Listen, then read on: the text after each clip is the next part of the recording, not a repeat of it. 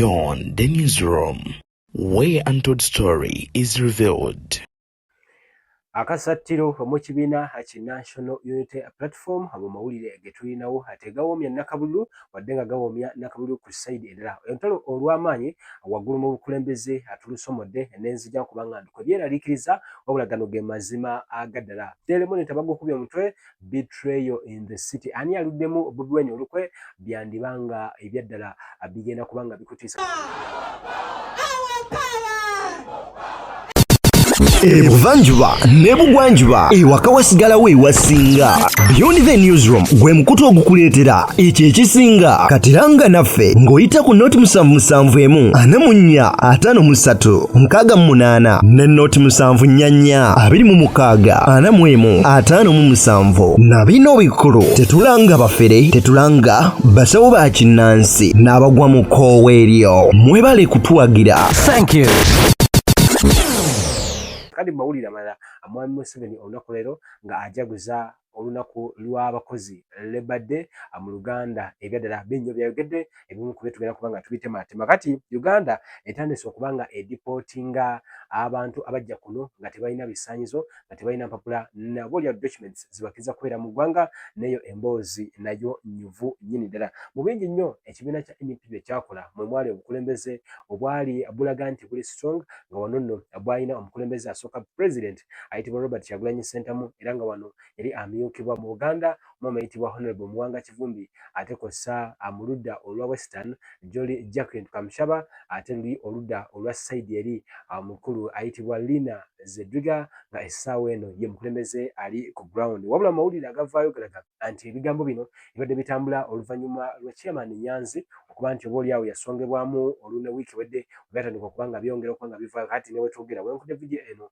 nga oluvuvu lutandise okubanga luvaayo article ya Daily Monitor nga sinaba kubanga ngigendamu olunaku leero amule ge bataddeyo basumayo bati Daily Monitor bawandiise akatiisa mu mawulire g'olunaku leero atusomere wamu bagambye nti it might not be quite a story of Cain and Abel biblical proportions but there are growing fears within the top echelons of the National Unity Platform that Robert Kyagulanyi's elder brother, Fred Nyanzi, could be on the verge of throwing the leading opposition party's members under the bus at the prompting of the state. Kakati, achistisa statement ye esuma elvundwa bwati mu Uganda anti muganda wa Bobi Wine ayitibwa Nyanzi Fred yandibanga abamu ku bamemba b'ekibiina ki NUP National Unity Platform abasinze wali ekafule agenda kubatwala mu bus. Jukira initially yali wa bus chairman Nyanzi ate ebigambo ebyo tebimuvangako olunaku leero ababadde nga abantu ba NUP bamusongamu ono nga bagamba nti ono musajja mukulu ate tumukakasa era nga ebigambo ebizenga buli abimuteekebwako birinza okuba nga byekuusa kuno byonna ebigenda mu maaso. Amawulire agalagalaga nti mu obukulembeze obwawaggulu top leadership bali mu kubanga baagala ssuula Muhammad Muwanga Kivumbi akulira Buganda. Jukira Buganda zizimu ku strongholds eza ebyobufuzi mu ggwanga lya Uganda era ekibiina kya NUP bwe bwagezi bwe basinga okuba nga buva ate obulyawo ne bulyoka bubuna ebitundu ebirala kakati okuba nti omu ku bakulembeze ate nga vice president ate nga president wa NUP mu Buganda initially bw'abanga alimu komera nga ne Rwana vayo tasuulibwa ate abakulu abamu amannya gavuddeyo ne bagamba nti baagala kuba nti obulyawo ekifo ekyo bakimusula kyakusoomozebwa nti musajja mukulu ayinza obutasobola kubanga yeewozaako ayinza obutasobola kubanga ayijjayo naye nga amazima go agali nti okusinziira ku nsonda ezeesigika azirega nti nebalagala kubanga bamusuula bamusuze ekifo kino mu mbeera gy'alimu osuubira nti bandibadde badda buzzi mabega we ekifo obufo tekiyinza kubanga kibajjako wabula nabo bali bo bagamba nti amaanyi g'ekibiina kyaffe gasooka wano mu Buganda era ekifo ekirimu omukulembeze wa Buganda tekisobola kubanga kibeera vacant. Simanyi oba okkiriziganya nabo njagala ombule mu comment section gwe okkiriziganya ne bano abakulembeze ba NUP abagamba nti ekifo kya Honorable Muwanga Kivumbi kyandibadde kiri-filled kyandibadde kibeeramu omuntu ebimu ebireseewo enjawukana ng'abantu abamu mu kibiina bagamba nti nedda ensonga zino twandibadde tuziteeka ebbali ne tusooka tulwana olutalo olutuufu lwe tulwana mulumanyi bulungi nnyo lwakukwata bukulembeze bwa ggwanga lino. Abalala ne bagamba nti ekifo kino ekya Buganda kya nkizo nnyo era twetaaga okirekamu omuntu agamu ku mannya akigambibwa imbu omukulembeze ayitibwa Honorable Betty Nambozi bakireke Honorable Joseph Gonzaga Sewungu n'abalala nga babiri besikonfaminze naye nga abantu bali banakigambibwa gemanya ge basongako okulaba nga buli abajjuza ekifo kino. Simanyi oba gwe omwagizi wakyo naawe atulaba oba andaba okkiriziganya nakyo. Nja kusaba n'obwombeefu amanya Bambel Hands enkusaba subscribinga n'obwombeefu video girayikinge ogiwerezeko munankyukakyuka omulala ate buli information eno enkulu nnyonyi ddala. Mu bigambo ebimu ku byogerwa bano bagamba nti wakati nga pulezidenti waffe akyali mbweru wa ggwanga ekifo kino ekya Buganda kya nkizo nnyo mu byobufuzi by'eggwanga erya Uganda nti abantu bonna abazibawamba basooka kutandikira wano. Bwe tuba twagala okukyusa obukulembeze kireza tulina okuba n'omukulembeze ali waggulu ng'ali wano. Abamu ku bakulembeze mu kibiina bakisemba abalala tebakisemba lero nno oluyogaano oluli awo naye mpola mpola. Daily Monitor keruwandiseeko nange njagadde okube nga ntukuwa bansonga nti bo basooka ne beekenenya ne batuwa ekinyusi. Kati mu mawulire amalala genjagala okuba nga nkuwa olunaku leero ajjukira Uganda yagenda n'etabukira abantu abatali bannansi nga bano bava mu mawanga nga Pakistan, Israel, amawanga nga Buyindi n'amalala mangi nnyo. Ennaku bbiri nga bakola operation abantu abeerako ddala 231 be basangiddwa mu ggwanga lya Uganda nga tebalina bisaanyizo. Eyakuliddemu okunoonyereza oba inspection eno omwami ayitibwa Robert Kato ono nno nga Commissioner for Inspection and Compliance mu ggwanga erya Uganda era ne Minister of Internal Affairs ayitibwa Robert Kato Kahwe yagenze maaso n'agamba nti abantu sofa 41 be bakakasiddwa nti bazziddwayo mu mawanga gaabwe nga bano basangiddwa mu ggwanga lya Uganda nga tebalina bisaanyizo. Bano nno kigambibwa nti bajja mu Uganda nga babasuubiza good employment. Jjukira Uganda y'emu ku nsi ezisinga okuba nti zitwala abantu okuba ebyeyo wabula bano ate bo babaleeta wano bannansi baawo nga bebamu kubasinga okuba nga bafuluma okugenda okukola babaleeta nga babalimbye babadyesedyese nti wano waliwo emirimu gye bagenda okukola era bagenda kuba nga basasula kyalu wabula kyababuukako ate ne batandika okuba nga bayagayaga n'okutuuka okuba nga n'omukka gw'Abannayuganda babula kuba nga bagumalawo. Kati ennaku bbiri nga bakyakola ekikwekweto kino era ekikwekweto kino kikyagendera ddala maaso okusinziira ku bakulu aba Internal Affairs Ministry. Bwe bitu byabadde. Name is Kawa Katolo, Assistant Commissioner, Department of Inspection and Compliance, National Citizenship and Immigration Uganda. We are the headquarters for the Internal Affairs. What we have been witnessing here today is the movement of the second batch of immigrants who have been apprehended under intelligence-led inspection. We are able to apprehend 169 illegal immigrants. These have been processed, have been investigated, and have been found to have reached the immigration law. So as a result, we have taken them through the due process, and we are having them removed from the country. They have been fined, some of them have been fined, and the money has been paid directly to URA. Now the process that is done is that they have all provided their tickets and are being removed to their home country. The total number who were apprehended was 169. Of those, 128 were ladies and 141 were males. As of today, as I speak, yesterday we took the first batch, which was 23. This morning, we have taken the second batch, which is 18. And later on today, we are going to take more. And also tomorrow. The challenge we have is that most of the flights are full. That's why we cannot take them in mass at the same time. But they are only going to be in the country as escaping.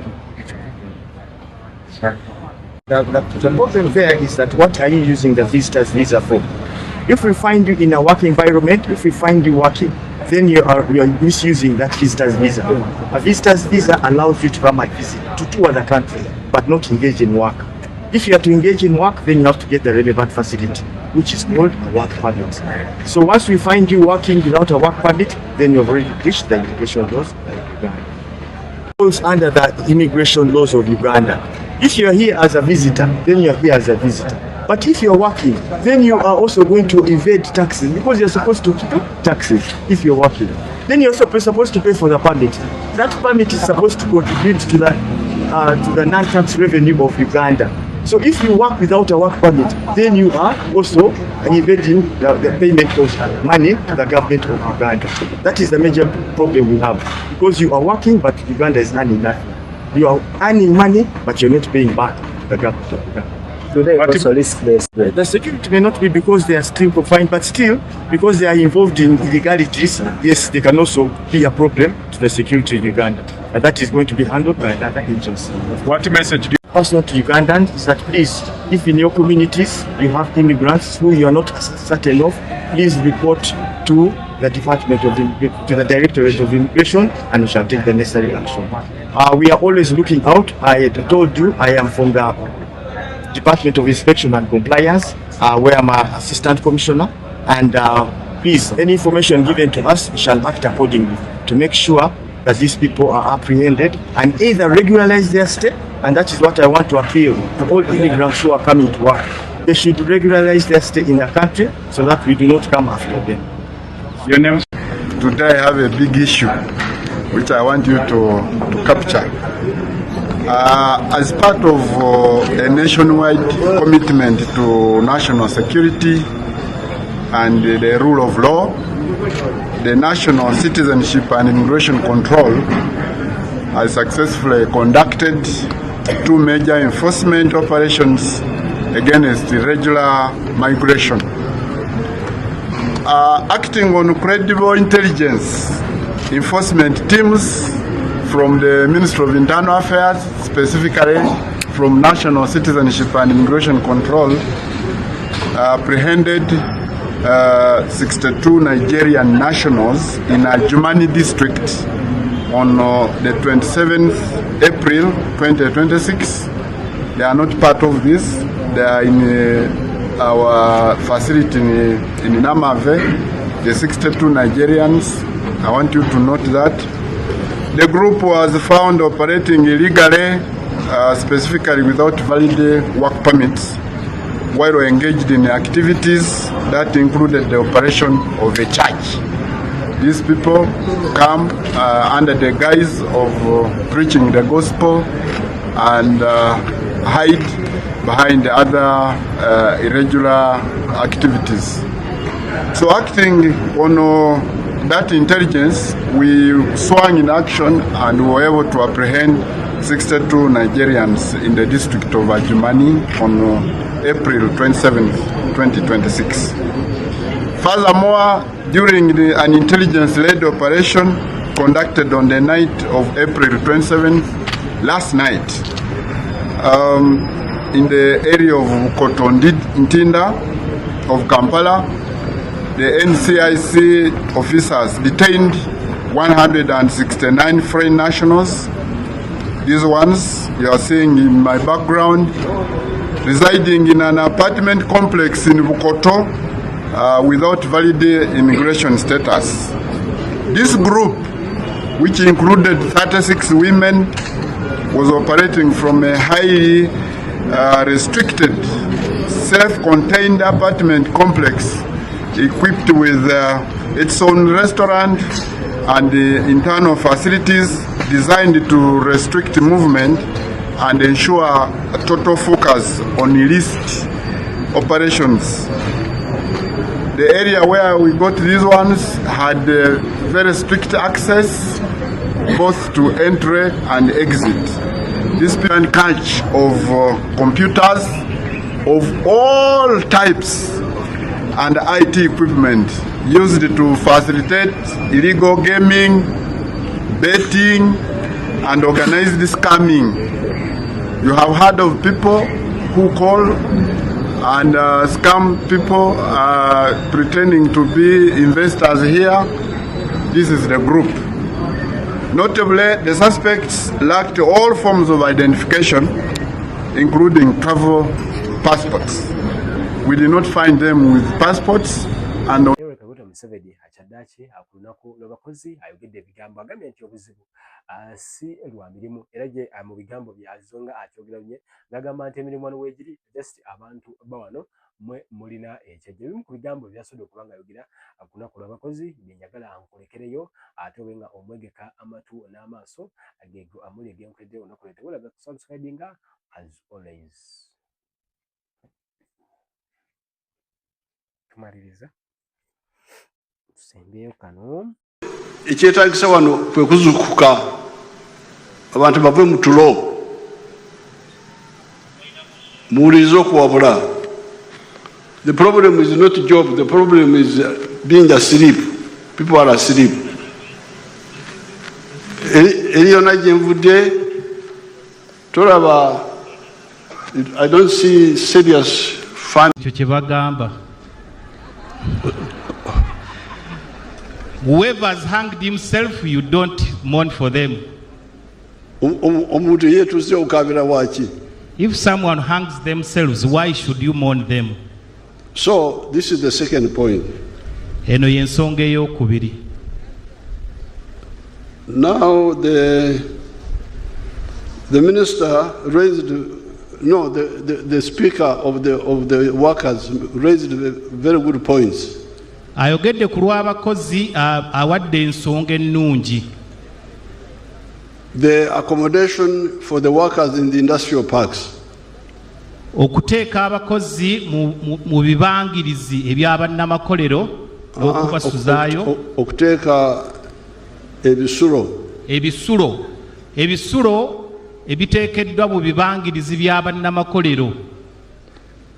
We are going to make sure that we make it part of our policy that an industrial park, we must get land nearby.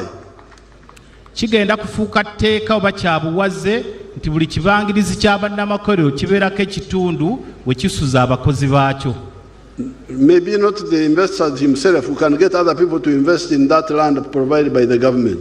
Kiyinza okuba nga bannamakolero si be bataddewo ebisulo naye bajja kufuna abantu abalala bazimbe ebisulo ebyo bikozesebwa abakozi abakola mu bibangirizi ebyo eby'abannamakolero. We shall get investors to build low-cost houses. Bagenda kufuna ba musigansimbi bazimbe ennyumba ku ssente ntonotono nearby nga ziri kumpi n'ebibangirizi by'abannamakolero. As part of the industrial park development, nga kimu ku nkulaakulanya ey'ebibangirizi ebyo eby'abannamakolero. On the land provided by the government. Ng'ettaka eryo liweereddwayo gavumenti. And if we don't get these people, I will get National Housing Corporation to start doing it if we don't get private people to do it. Era President yeeyamye nti bw'aba tafunye ba musigansimbi basobola kuzimba nnyumba ezo yagenda kufuna ekitongole kya National Housing kizimbe ku lwa gavumenti. Engalo ezisingako awo. Now the other issue ensonga endala is the courses which don't have relevance in the job market. Kwe kusoma ebintu ebitalina mugaso mu kunoonya emirimu. Ebitayamba biyinza kuba n'omugaso, oli mugezi omanyi ebiri Bulaaya omanyi ebiriwa. Biyinza okuba nga bikuyamba mu kumanya naye nga tebikuyamba mu kufuna mulimu. Naye wano omukatale wano twetaaga ennyaanya. But here we need tomatoes in the market. You bring amayuni. And for you bring yams. So what do? We don't want yams. We want yams are good, but we don't need them. Wano tuba twetaaga nnyanja kati gwe bw'oleeta amayuni kiba oba totuyambye kiba tekigasizza bwetaavu buliwo. I'm very happy. Recently I met some young people. President musanyufu waliwo abavubuka be yasisinkana. Recently ebbanga eritali lyewala. They have got degrees in Swaswa. You know Swaswa? PDM, Parish Development Model. They are going to inject in more money. Muchebaze thank the president and the government for that. Please support that program.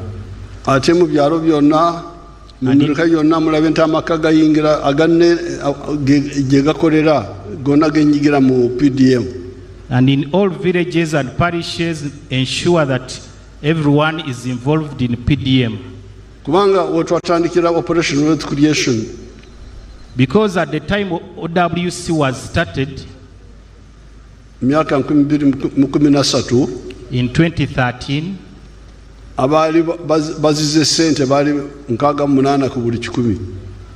people who had money were at 63.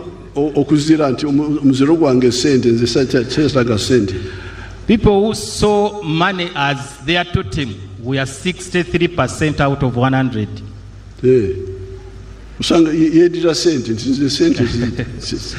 Nga sente zimuwunyira zizi, they were not partners with cash.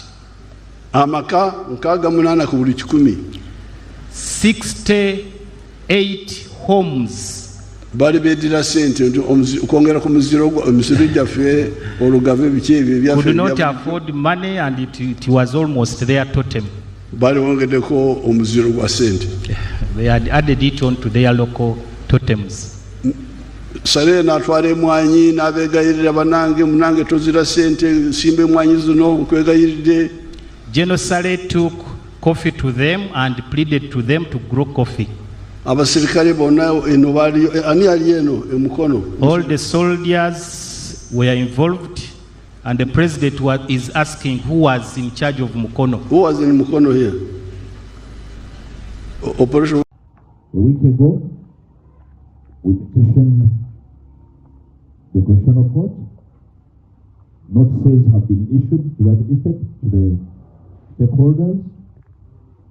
We are challenging the various actions of the Commission by petitioning the court, and the parties are the Commission and the Attorney General as the law prescribes.